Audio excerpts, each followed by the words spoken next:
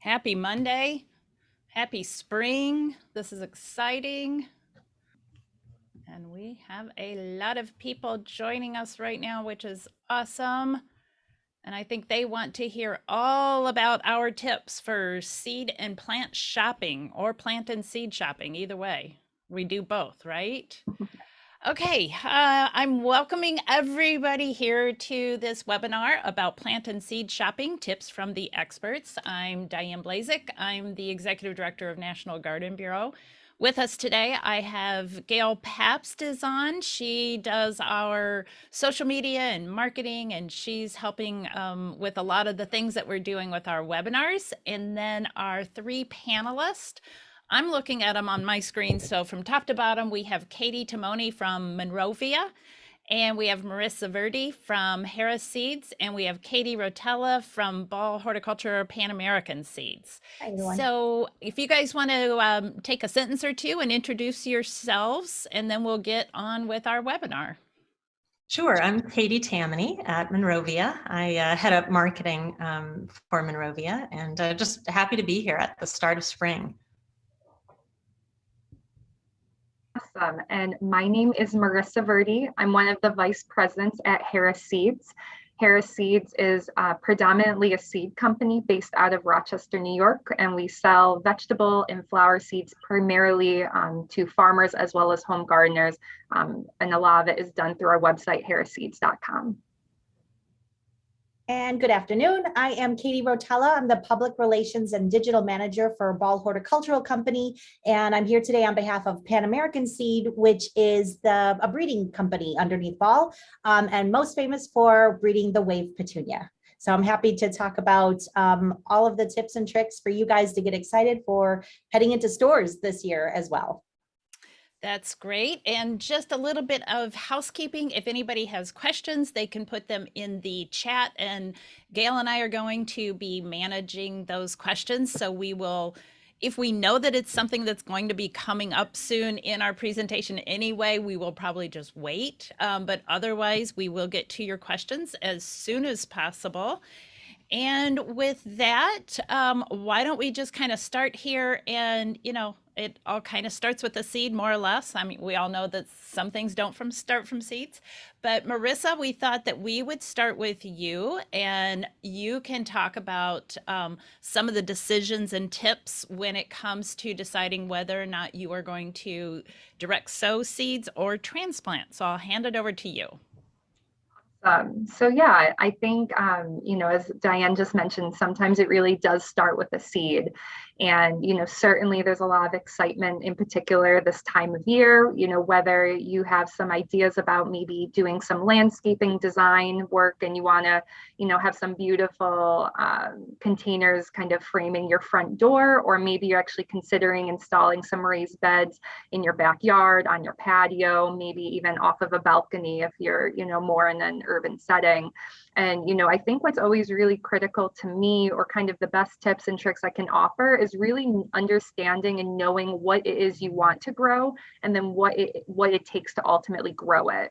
And so, as Diane just mentioned, kind of some of the catchphrases we like to use, transplant versus direct sow. There's certain crops that are, direct sow really means very easy.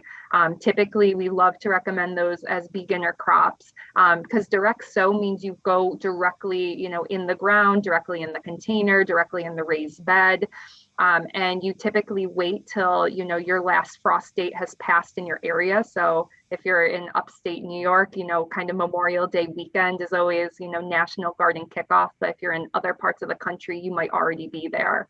But essentially, things like beans, things like peas, things like squash, these are just, typically even there's, the larger the seed in general, even things like pumpkins, things like that can go directly in the ground.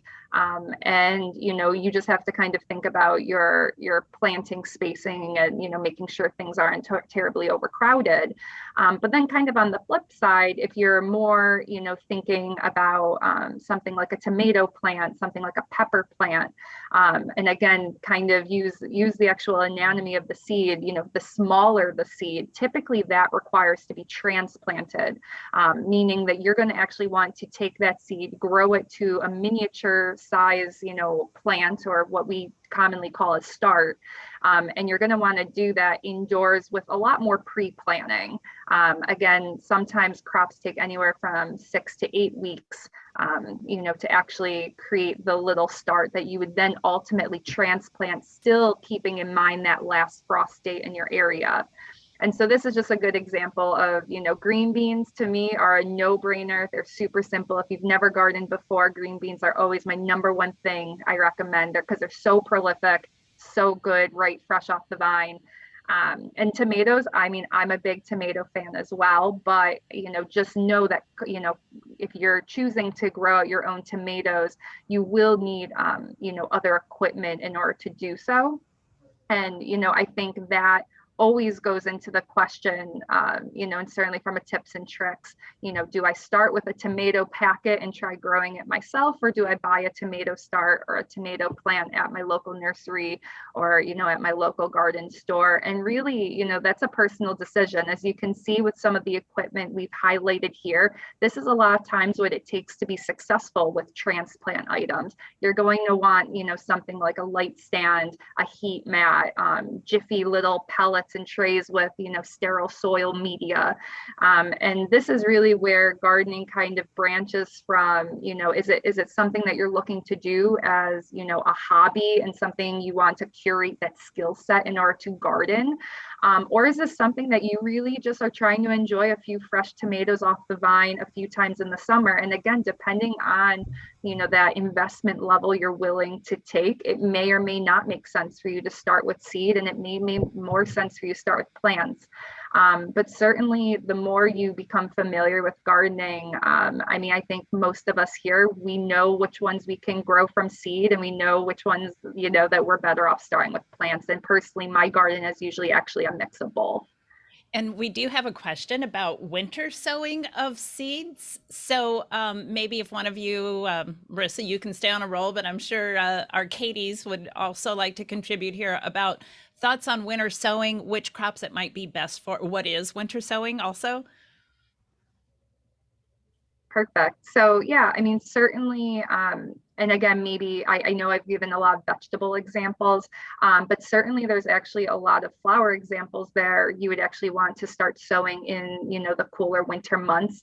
And really, winter sowing is just looking, at how many weeks it takes to get to a transplantable item, and kind of backtracking and knowing when to start sowing that seed ahead of time. And, usually it's just as simple as reading, the back of a seed packet, to know, the type of depth that you need to plant the seed, knowing what kind of light and temperature requirements the seed requires. And so as Diane just pulled up, here's an example of, pretty standard information that you would find on a packet. But typically this is where you can really, whether it's the packaging itself, maybe the website you shopped off of, certainly seed catalogs, blogs, different things will all kind of give you this information.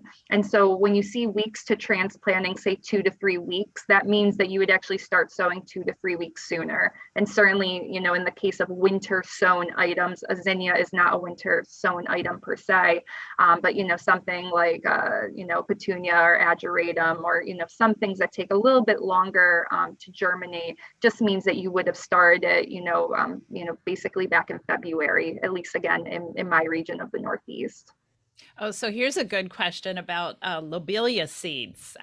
So how do I separate the 100 seeds I plant so that they're not in a clump? So any good tips?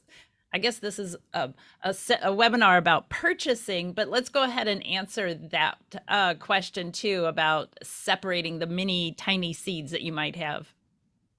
I can tell you from walking around the seed lab here in West Chicago for Ball, there are so many different size seeds out there, from begonia seed that look like dust to larger sunflower seeds, which are pretty much edible. So when you have smaller clumps of seed, or we try to pellet them for you, you definitely want to keep anything that's pelleted together and let them grow up as one nice tangle. But if you are individually sowing smaller seeds, space them out enough where you'd be able to in one per cell would probably be the best way if you're growing indoors. That way, you know that it's in the center, and whether it's covered or, sunk a little bit deeper, or it's right on top of the soil and watered in, then you know one seed per cell. But if you have to sprinkle a couple together, try to keep that to a minimum. Tweezers are a really good way to kind of small little transplants. It's almost like a science experiment at that point. Letting them get a little bit more of a stronger root so that you'd be able to place them and they'd be able to take hold, and they're new if you have to separate some in one cell to two other cells. But yeah, just realizing that when you receive a plant packet or a seed packet from a mail order catalog, and it's so tiny, you just like, no way can I possibly, I'm just going to broadcast this seed. In some cases that could work for herbs, but when you want individual flowers, you definitely want to try to space those out as they get the stronger root. Yes, yes. And Gail is posting a few links here in the chat about winter sowing. I mean, there's also the possibility that you plant them in the milk jugs outdoors. I've tried that also. So that's like another whole topic. I find on every single webinar we do with some of the questions answered, we could go off in many different directions. So let's circle back here, and Katie, now it's your turn to talk a little bit about some shopping tips when you're looking at perennials or shrubs. Sure, thank you. Yeah, Monrovia grows trees, shrubs, perennials, annuals, edibles. But for the purpose of today, I thought we would focus on shrubs and perennials as people are getting excited for spring. And I'd say the first thing I would tell people is to plan ahead before you go to the garden center. Take some pictures of your garden and where you're thinking you want to tuck in some plants, and take that phone with you, on your shopping trip, so that you don't get overwhelmed by all the choices and start, we'd love for you to get overwhelmed by all the choices and start putting things in your cart. But this helps you be a little bit more strategic if you're equipped with what your garden currently looks like, what you're shopping for, and you have it right there on your phone. I think one of the questions we get a lot is what's the difference between, let's say, a plant with a trademarked name and one that doesn't have a trademark on it. And a tip to keep in mind is that a lot of growers, including ourselves, work with breeders, and we're trying to identify improved varieties, ones that are more disease resistant, maybe it blooms longer. So when you see something with a trademark, that simply means that's a bred quality plant that probably has some improved characteristics to pay attention to. The other thing I wanted to point out, on this slide as we're looking at it, is this is an example of a pollinator display, and I know so many gardeners are getting really interested in what can I plant for pollinators? How can I help feed the wildlife that comes into my garden? And the number one tip we have there is really to plant diversity. When you're looking to attract pollinators, I would say, yes, echinacea is a really popular variety for us right now, but look beyond that too. Plant echinacea and look for other shapes of flowers to put together in your flower garden, in your sunny spot, to feed a variety of pollinators. So the variety of flower types and flower colors, and Yes. that way, if you are diverse, you're going to attract a diverse mix of pollinators. So that's an excellent. They like to, and the pollinators like to go, among various types of flowers. So bees, need a variety. So keep that in mind. Yeah. Hey, I'm going to go back just 1 second because somebody asked, do seeds have an expiration date? So do you want to explain that, either Marissa or Katie? Sure. I think this is kind of one of those fun, seed myths or truths to it. Certainly there's no doubt about it, that a fresh batch of seeds, let's say, is going to obviously have a higher level of, potentially a higher level of germination and obviously have greater success. Seeds in general, certainly on a home garden perspective, you should be seeing from like a notable seed provider. It should always say the packed for date. So you should see any seeds that you're buying now should say packed for 2022. If you're buying from a company that, let's say, also does commercialization, and sells to farmers, there might even be a date, like a month and a year, as well as a percentage. And that would really be that, that was the last time the seed was tested for germ and what that percentage was for germination. And so, optimally, you can store, sometimes your seed packages if you don't always use everything in there. We always recommend keeping it in a cool, dark, dry place in particular. So sometimes even something like a Tupperware container kind of tucked away in the back of a cabinet that, has a constant seed or a constant temperature would be really helpful. But in general, if you were to take out a packet from last season and try it, again, it depends on crop by crop. Sometimes you'll see a very significant drop and sometimes you won't. But I would say if you're buying seed this season, you should certainly see that's packed for within the given year, and you should expect to see success, certainly if a percentage is posted on it. Yeah, great. Thank you, Marissa. Did you want to add anything, Katie Rotella, or should I go back to Katie's slides here? No, I think that's absolutely right. I've had great success with, and it's crop by crop. So, certain plants are just stronger, and we always recommend the freshest seed or the freshest plants that year than trying to, and unless you're just having fun, and there's no harm in having fun. Yes, exactly. Okay, great.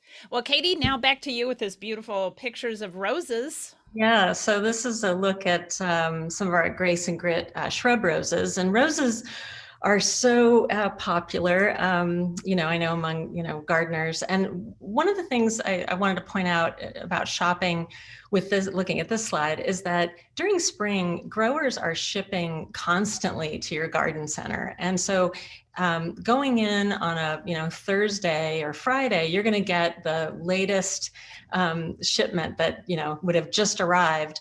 So that's a great time to go shopping, like pre the weekend crowds, but right next to the weekend is a great time.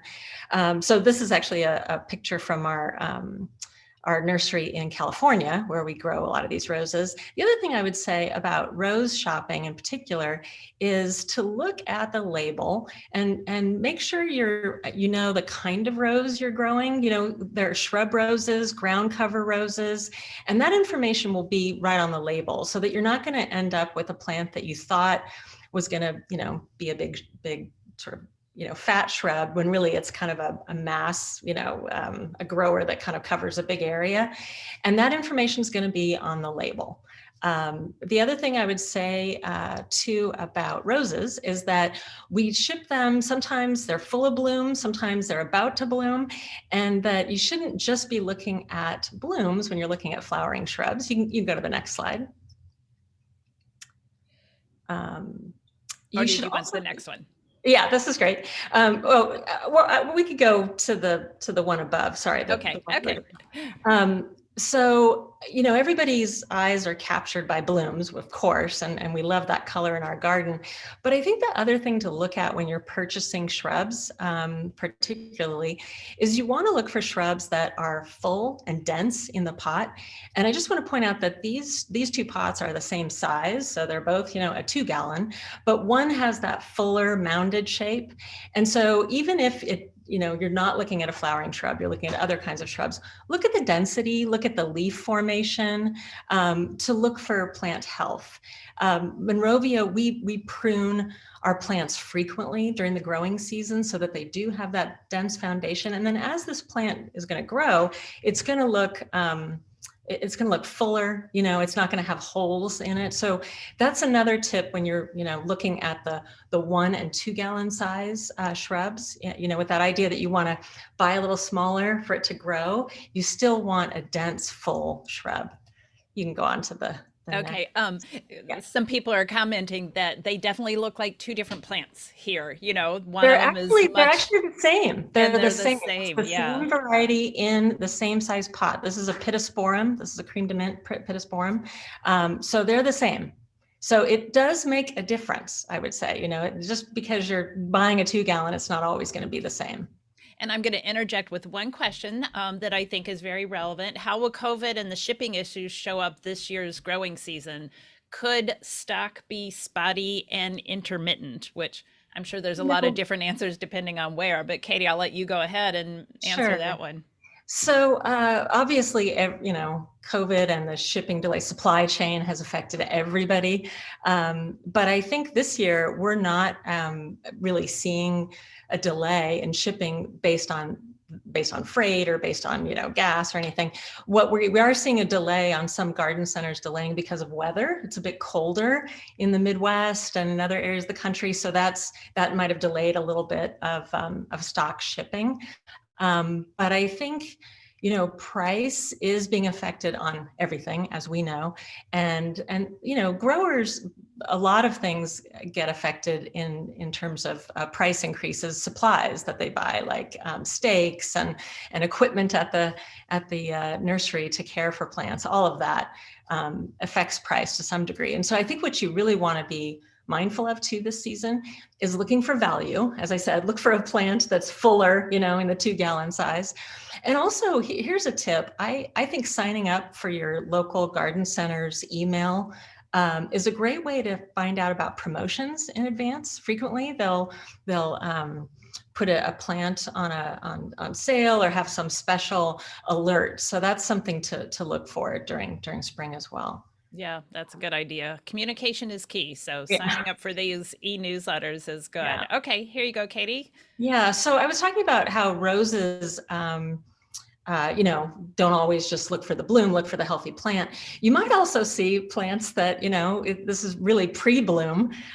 Things like peonies, this is a viburnum that I took a picture of at the end of February.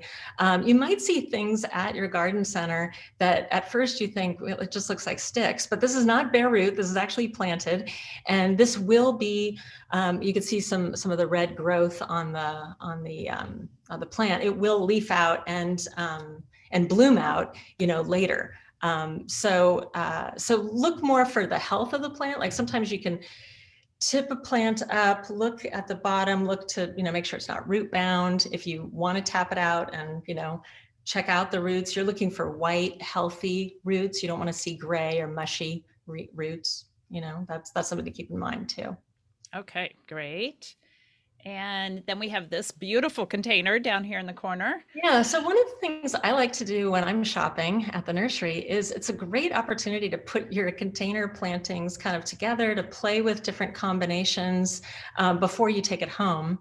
And what I do is on a cart, you know, assemble the plants that I think I'm going to put either in a container in a small space in my garden. And you can even actually go to the garden center area where they're selling their larger containers if you want to get an idea of size wise, if it'll fit, and put your plan together before you finalize your purchase. See how the plants actually work together. This is a mucodinia and a heuchera and a beautiful fern that I might not have thought would go together until I put it together. So I would say that's part of the, you know, using your shopping and browsing as also a way to design. That's one of the things that is a great opportunity actually in the garden center, is to do that design on location so that when you get home, you've got the right amount of plants, you've got you've got things that actually echo the color that you want to do. So really take advantage of that while you're at the garden center. That's a great tip. And also just ask the people who are working there, especially, you know, if you're in an independent garden center and you've got people there, you know, you can say, hey, I like this, but I need something that's tall or I need something that's spilling. What is your recommendation? I mean, the Exactly. people Yeah. who are working at the garden centers are there to Yeah. help. Yeah, especially when you start putting plants together. I've noticed that when I do that, a garden center staff member will come over, to help, because they sort of get the idea that, oh, you're not just coming in to buy one plant. I'm gonna help you figure out how you can put this together. Yeah, and we've got a question about roses. The grades, are those only applied to bare root roses, the grading that you see? I don't know. I don't know the answer to Okay, that. yeah, because you guys don't sell bare roots. No. Marissa, do you guys don't sell bare root roses, do you? No, unfortunately, we do not. Okay, Joseph, you'll have to, I'll get back to you on that question. I can ask one of our members that does bare roots. So, sorry we didn't have an answer, but we will answer that. And that's one other thing I was going to tell everybody is that we're recording this. So, any of the links that we're putting in chat or any of the questions that we don't get answered during the webinar, we'll put in our follow-up email to you. Talking about communications and email, there we go. We'll have it ready.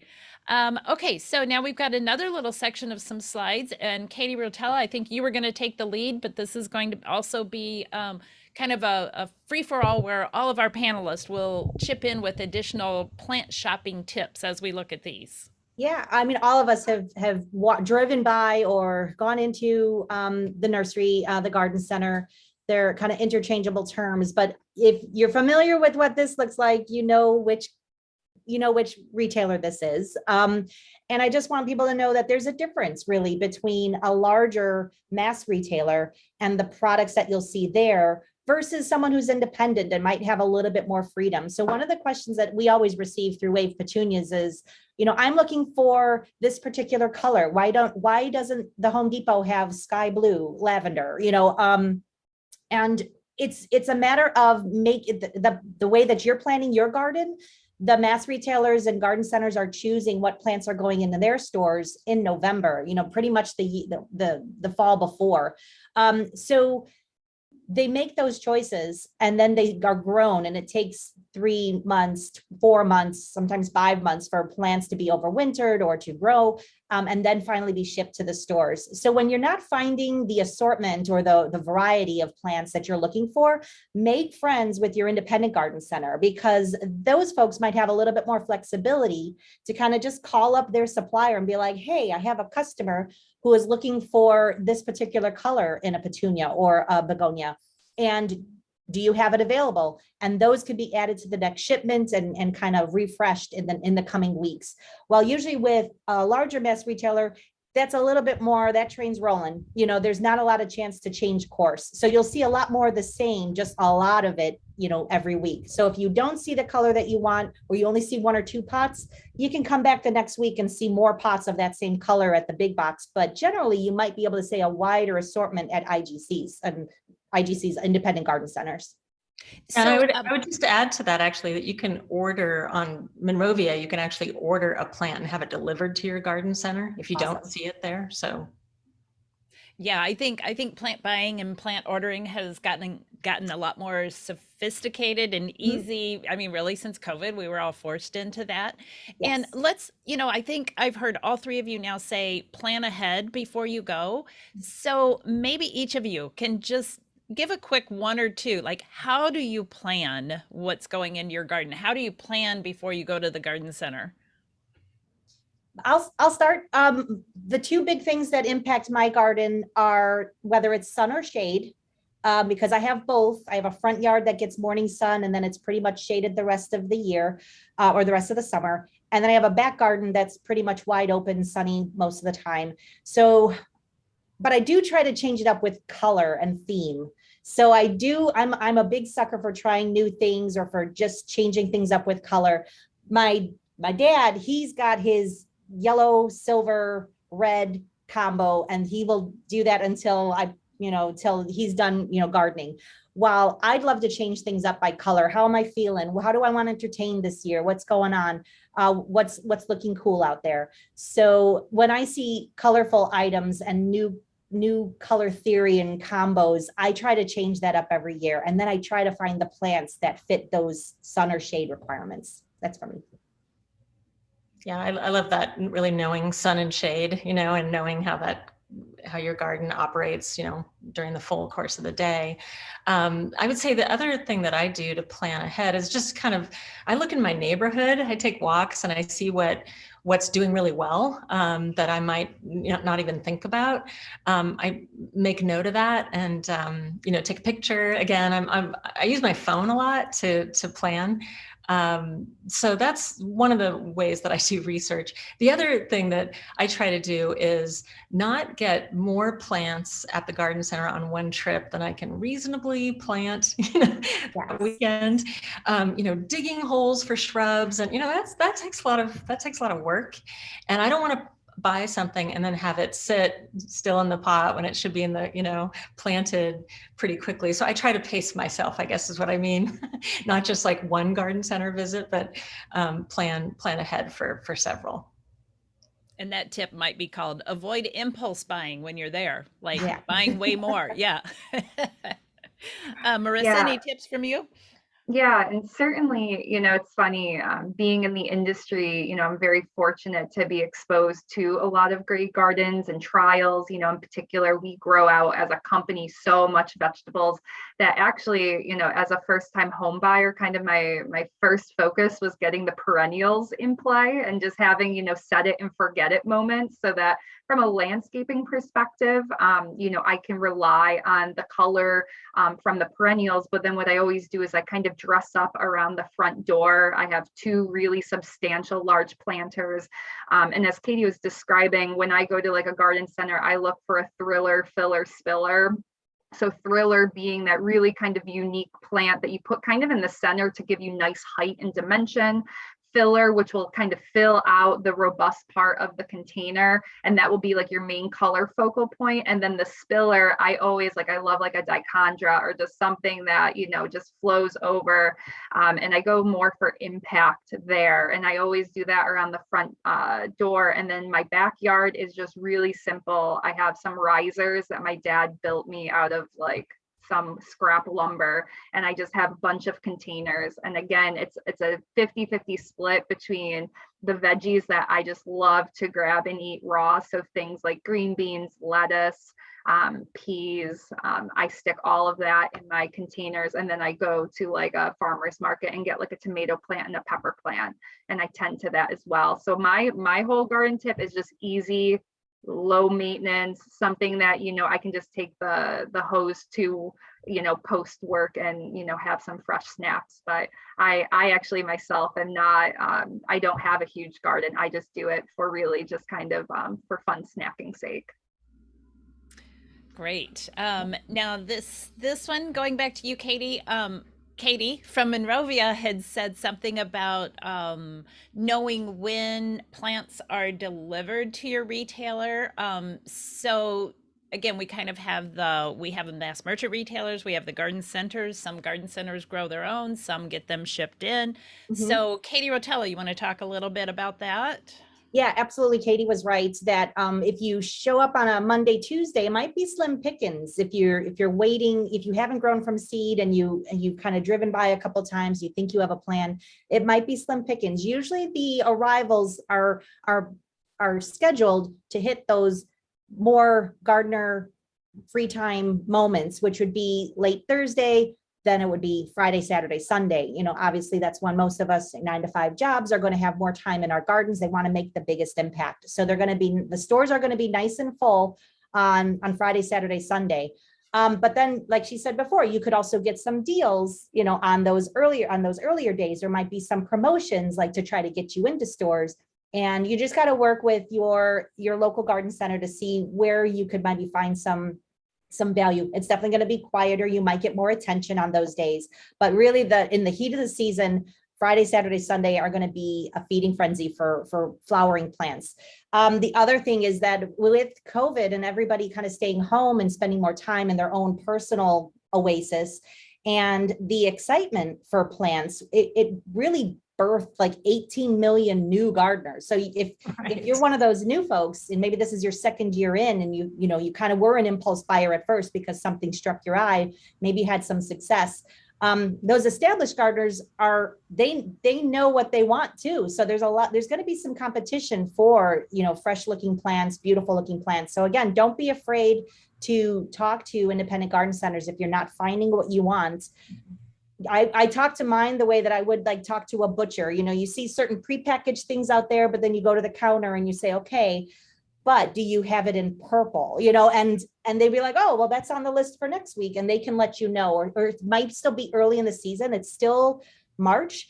So while the South is breaking, a lot of the Midwest, the Northeast are still kind of, there's still snow on the ground in many places. So take this time to go into your garden center now, even while there's maybe no flowers or maybe just some indoor houseplants, and talk to them. If they know what you want to buy, they will find a way to bring it and have it shipped to stores when it's safe to plant in your area. So don't be afraid to talk to them now, even though there's no plants in stores. I think that's a great tip. And as the executive director for All America Selections, that's another thing we tell everybody is you just have to ask at your favorite garden retailer. If you get your heart set on a variety, then you're probably going to have to work a little harder and plan ahead and talk to your favorite retailer, see if they can get it in for you or find out when they're getting it in. This photo right here shows a cart that is probably being delivered to a mass merchant. And so what's happening is they have a set schedule where the growers are shipping in new plants. So just make friends of the merchandisers at some of these stores, or the staff at an independent garden center. They'll let you know when they're getting new things in. And like I said, if you want to be asking about a specific variety, then you can find out when it will get delivered. So then I think this next is interesting, Katie. If you want to talk about the difference between container sizes and packs and why you should maybe buy one over the other one and what one might be right for you.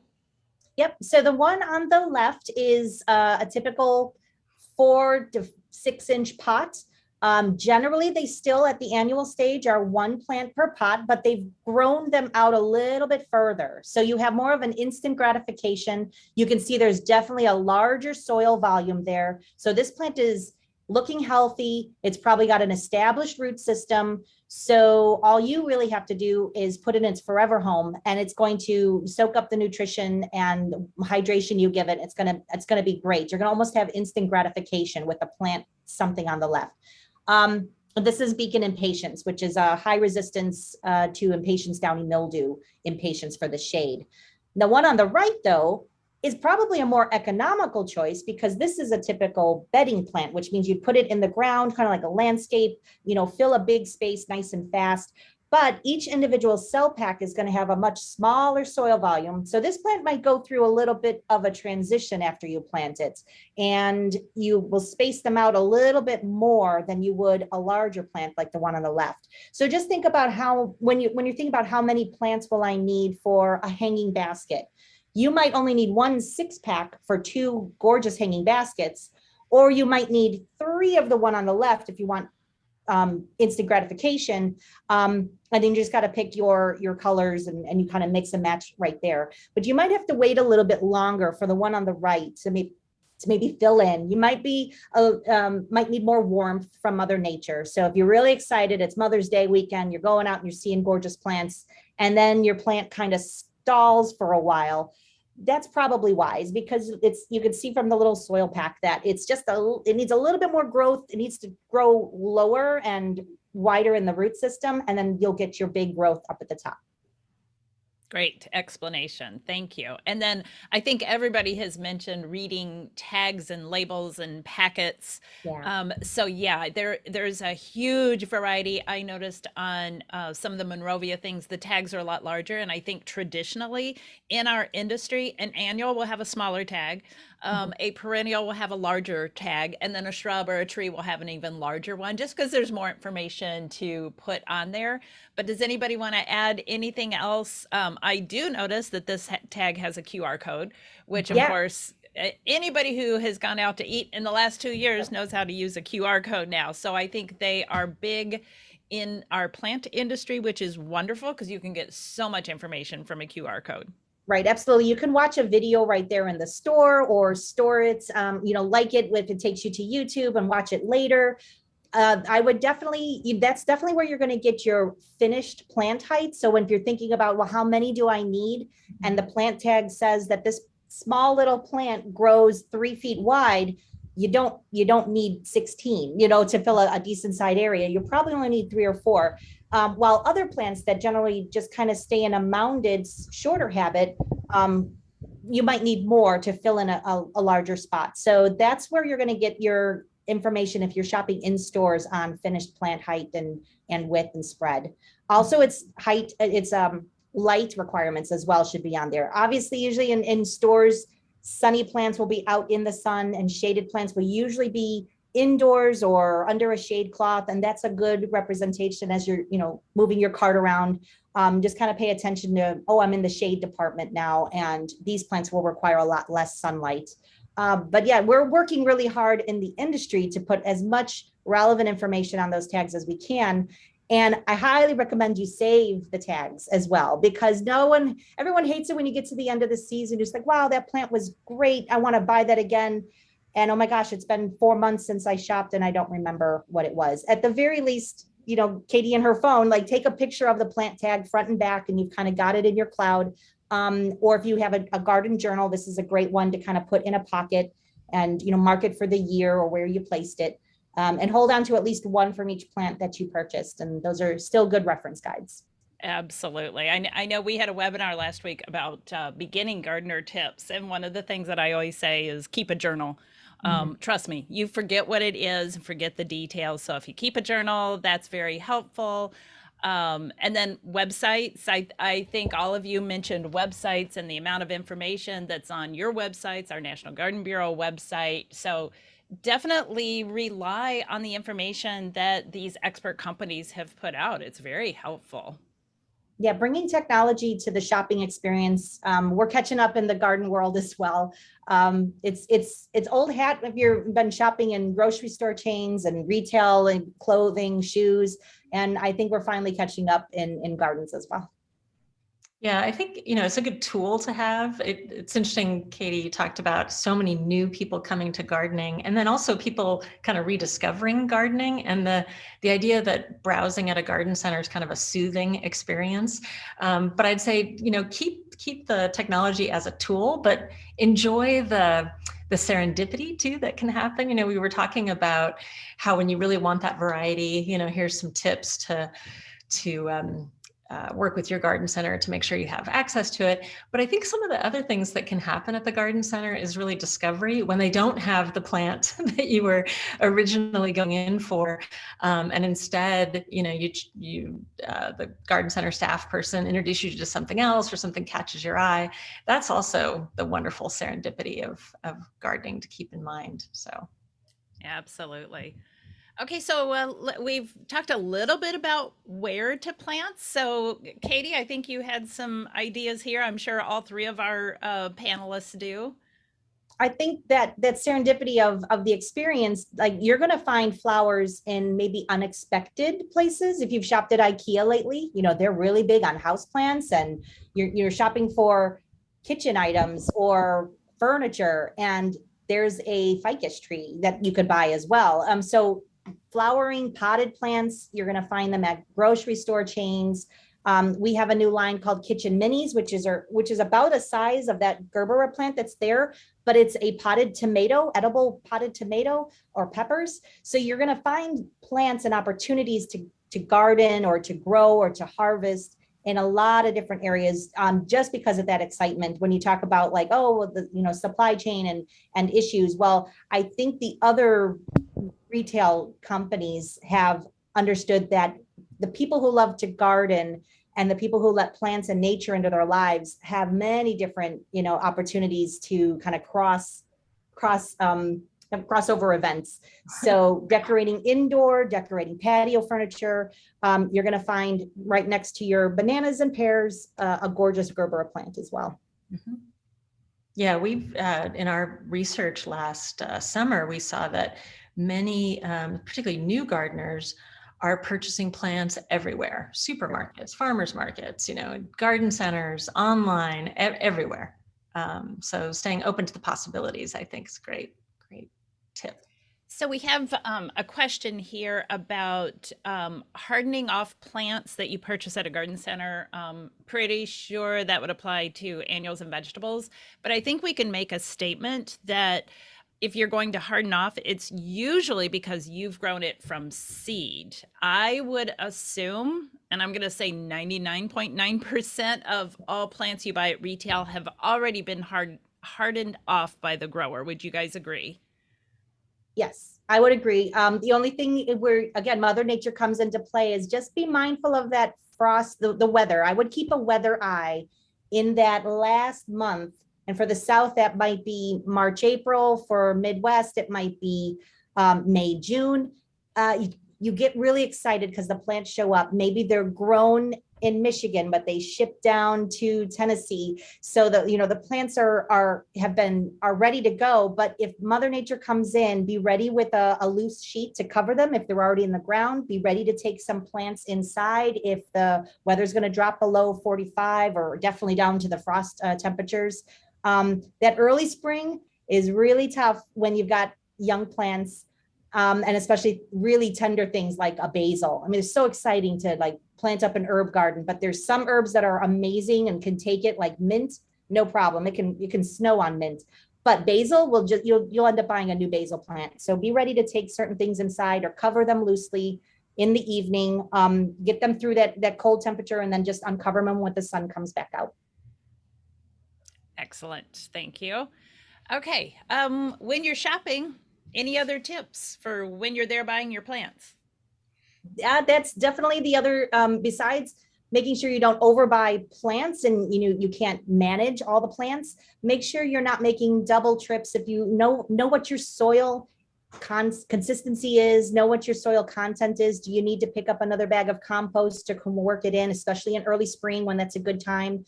Do you need any extra fertilizer to make sure that your flowers are blooming all through the season? There's usually really great deals on these types of items early in the season, and you'll be all set. You know, a couple bags of soil and a nice liquid feed can last you through at least while you're ready to still garden, you know, till at least August or so. So don't forget to add those to your shopping list as you're going through as well. I would also add, you know, when you're there, look for opportunities for classes coming up. This is another thing that you can find out about by signing up for your garden center email, what classes they offer or other services that you may not know about just popping in and browsing. So, so find out that information that can help you get more out of your garden this season. So then what about when you're looking at plants? What are the signs of a healthy plant, or what are the signs of an unhealthy plant? Can you guys maybe address that by some of the categories? Katie, maybe you can talk about perennials and shrubs, and Sure. Katie, the other Katie, you can talk about annuals. Marissa, you can talk about vegetables. So we've got it all covered. Yeah, so in shrubs, you know, I was talking about look for a dense, full plant. You don't want something that's, you know, leggier than it should be. I think, you know, a key question too that comes up with our camellias, for instance, we grow a lot of camellias, is sometimes they'll come with a little bit of a water spot on the leaf, just like a little bit of a gray, you know, you can tell it's a water spot. And people get really concerned, what does that mean? Well, sometimes, you know, growers might be watering overhead and that might leave a little water residue, but it's nothing to worry about. You can just, you know, rub it right off, polish that leaf, no problem. That's different from yellowing leaves. Yellowing leaves can indicate too much water, not enough water, not enough nutrients. So I'd say yellowing leaves on a shrub, you'd probably, you know, want to see if there's another alternative selection. I think the other tip I would say is pests. You know, we scout for pests constantly at our nursery. We actually have, I'm here at our Oregon nursery today, and we have Estony Clark, who's on plant pest patrol. And she goes out and actually scouts, turning leaves up and looking at the underside of a leaf where a lot of pests can hang out. So do a little lift up on the underside of a leaf, what you're not immediately seeing visibly, you know, investigate a little bit before you put that plant on your cart. I would say for annuals, you definitely want to, if you're at a great garden center that's been consistently watering their plants and not neglecting them. You want to look for a plant that has nice kind of upright looking leaves and flowers. You don't want too much of a droopy plant, or you can actually stick your finger down into the pot to see, is it bone dry or has it been hydrated?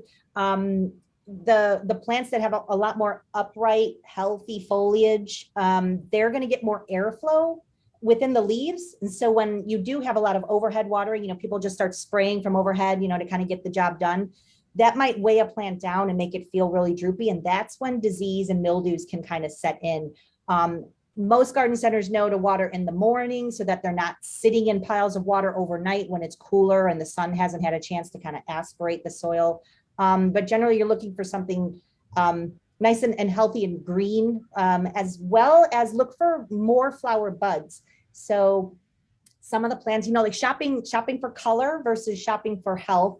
If a plant only has one colorful bloom, but has a lot of new flowers just about to peak, I'd take that plant over one that is already in full flower. Because what's going to happen when you take that plant home and you transplant it? All of those flowers are probably just going to fall off anyway, because the plant's going to go through a transition. Like, okay, now I'm in a new environment. I'm going to plant my feet and I'm going to grow. So I'm going to just shove off all these flowers that are done. So you're going to end up possibly with a green plant anyway. But if you've got a plant that's just about to burst, that's a good one to look for too. And I know we all love to save plants, like, feel bad and you want to save a plant. But I would say only if you're really, just looking for a fun project. I wouldn't choose those if you're looking for a foundational plant or something that's going to be up front. I wouldn't waste my time too much on saving younger plants. A lot of those do just get composted, and if they're still healthy, they feed next year's plants. So that's okay. That's a great cycle of life. But when you try to save not so great looking plants, those could harbor disease, and you bringing that home to your garden. So just kind of be cognizant of that kind of mentality. Sure. And I think just to add on to that, because those are kind of all, regardless of perennials, annuals, vegetables, the one thing I don't think we've touched on is just root bound plants in general. That's just something to look out for. I'm sure you've all bought a plant before and you've taken it out of the pot and you see the roots that swirl around. Those are kind of indications that plant was probably, started a little too soon in that pot or overcrowded and overgrew it very quickly. You can kind of combat that by kind of carefully massaging, the roots free. In some cases, even don't be afraid to tear. Sometimes that's, you're not really hurting it. You need to ultimately allow for that airflow, or allow for, as Kay's just describing, for those roots to kind of settle into either that new container or the ground in order to be successful, certainly on vegetables.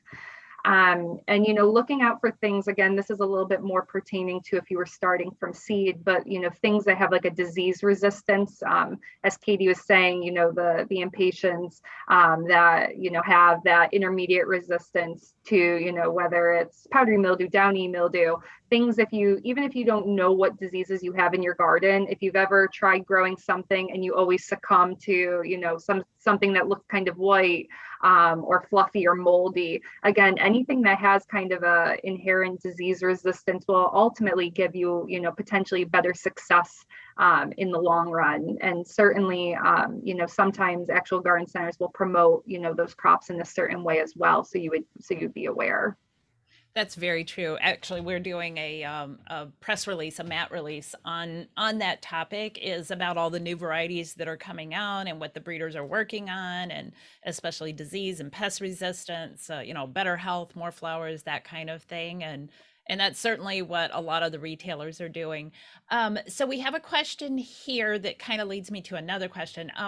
Is it true that coated or pelleted seed should indeed be used the first year, as they will not last into a second year? I had never heard that. So seed people, can you answer that question for us? Yeah, well, I think Katie and I could probably tag team this one. As we mentioned, there's certain crops that, over time it'll degrade. And certainly a seed treatment or any sort of pelleted on the outside, you pellet typically really, really small seed for the ease of being able to transplant it out. But, in order for that seed to germinate, you have to break through that pellet layer. And so certainly like pelleted lettuce seed, for instance, like that would certainly not be one that I would recommend storing, because lettuce seed in general has, issues maintaining germination year after year. Adding a pellet on top of it would only actually decrease it more. So I would definitely advise, pelleted seed is something you should use within the season you're purchasing. I don't think it's a tell-all rule. And, again, if you have the freedom and flexibility to try and experiment, go for it. But I would definitely recommend using it that same year you purchase. Yeah, I would agree. If the coating around the pelleted seeds begins to degrade, that's when moisture can get in. That's when too much air can dry out the seeds. That they're very small usually when we do that. Or it might be multiple varieties. We've actually had seeds that are a bacopa plus a petunia, or 3 different kinds of coleus. So if that starts to break down and the pellets start to break away from the coating or the pelleting itself, then you might have a mismatched mix, or you might get really good germination on only one seed, but not all the other seeds. So I would definitely say that, and they're usually a more premium type of seed packet. So I would highly recommend, if you're to make good choices on, I'm going to purchase this seed and use it this year, for those. Great. Somebody had a question also about potting soil. Does it have an expiration date like seeds do? Talking about buying potting soil here. Ooh. Well, I've probably gone both ways. I'm just speaking from personal experience. I've stored and I've seen soil mixes stored for several seasons. But definitely, if the bag on the outside can keep its integrity, then you shouldn't have any issues, I would think. But yeah, you could probably get away with a larger bag that you store properly in your shed. It's just, can the bag remain its integrity? Any kind of plastic, if exposed to UV rays, is going to eventually start to break down. Same thing with your plastic pots. I have a gorgeous red plastic pot that on one side where the sun hits it is turning pink, because it's just how it is. So if you can keep the integrity of the bag, you should be okay for a season or two. But yeah, put it in your soil, or fill some pots, or work it into a ground or an area. I can't imagine having extra potting soil. I know, I was like, gosh, I was thinking the same thing. Yeah. I'm always running out. So, but I would agree with Katie that it's really about the material that the soil is kept in, probably, is the thing that is gonna, make it degrade. Right. And some soils have like nutrition charges to them. That absolutely, as soon as you start adding water to the soil, that will eventually leach out all the nutrients that maybe the company might have put in there, the kind of like, the self-starting soil. Sure. So those you definitely would want to use that year, or want to think about storing in a very dry environment, protected environment. Now, this last photo is just, protecting your trunk. I mean, if you're going to go shopping and buy all these gorgeous flowers, take those turns kind of lightly. Or if the garden center offers plastic or boxes, bring your own boxes or plastic from home. This is a surefire way to end up at the car wash just, the next day, vacuuming out your car, because the soil could get rolled around. We've all packed something for someone in the past couple of years, gifts for Christmas and holidays and birthdays. You always want to make sure that the gift inside is not rattling around. So tuck this in with a couple blankets so that they stay a little bit more secure and they stay upright. Larger shrubs and things, gently lay them down if you can, but you don't want that pot just rolling around in the back seats or tipping over. Just being mindful of your own, transportation of these gorgeous plants on the way back to your garden. That's fantastic. So we have like 1 more minute. Any closing thoughts from any of our other panelists on seed or plant buying tips, other than go do it, get out there and buy some? It's spring, we're getting a little bit warmer in some areas of the country. I know others are already very warm, but any other closing tips? Well, one thing I don't think we talked about is, we did a little bit. Katie mentioned when she talked about the impatiens, really thinking about the size that you need. And I just wanted to remind people, when you're planting, leave some space for the plants to eventually hug and get closer together. Don't think you have to, get everything really tight unless you're filling a container for instant reward. But when you're planting out in your landscape, leave some space for the plants to grow. So it's okay to buy a slightly smaller size, to allow for that to happen. Absolutely. Yeah, and my final tip would be don't be afraid to fail. Every year I have a really big success, and every year I have a really big bust. Yeah. And someone who went to school to grow plants, it's always very humbling experience when something does not work as intended. And my analogy I always like to tell my friends who want to give up on gardening forever when one plant dies is it's like, well, just because you stained that T-shirt from that one store, do not go buy a shirt again. So definitely go support your local garden centers and the industry overall, and just try to grow things and see what works best for you. Yeah. And if you have fails in a mixed container, maybe it's just one plant that maybe it was an impulse buy, you really liked it, but it preferred a little bit of the cooler weather. And now that it's summer, the heat is just too much, but the other plants in the container are doing well. Don't be afraid to just pop that one out and replace it with something else. You will go to the store more than once or twice this year. I'm just going to tell you right now. But do it because you're changing things up and you're replacing plants that didn't work out, or you're just changing for the season. You want some more hotter colors for July. Maybe you're having a party. Don't be afraid to replace plants and to just have a lot of fun and seeing what's arriving in your stores every week by week. I love that. I think that's the best closing one is just go out there and have fun. We've all had fun, we've all had failures, but that's how we're learning and moving forward to being better gardeners. So I wanted to let everybody know that I have recorded this and we will send it out with some follow-up. We didn't get to all the questions, but we got to most of them, but we will add some additional resources and answer more of the questions in an email that we'll get out later today or tomorrow. And yes, there are a ton more webinars coming up. So check the NGB website and register for some of the upcoming free webinars where we will have more experts on to answer your gardening questions. So thank you to both of our Katies and to Marissa and to Gail Pabst in my office. And I hope everybody has a wonderful Monday afternoon. Thank you.